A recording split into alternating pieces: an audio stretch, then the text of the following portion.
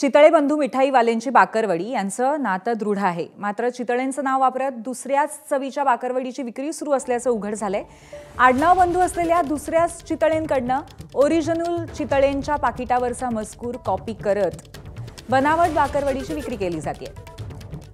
चितळे बंधू मिठाईवाले यांचा email ID, number, batch number असा मजकूर कॉपी केल्याचंही उघड झालंय। बनावट बाकरवडी खरेदी करू नका असं आवाहन दरम्यान चितळे बंधूंद्वारे केलं जात आहे। इंद्रनील चितळे यांच्याकडनं पोलिसात तक्रारही दाखल झाली आहे। या प्रकरणी बनावट पाकिट तयार करणाऱ्या चितळे स्वीट होमवरती गुन्हा दाखल करण्यात आलाय।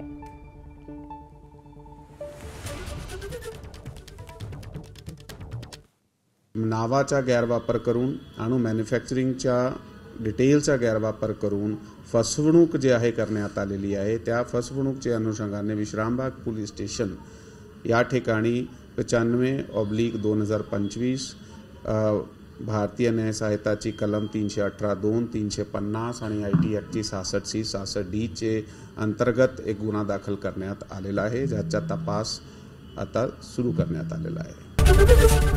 ABP माझा, उघडा डोळे बघा नीट।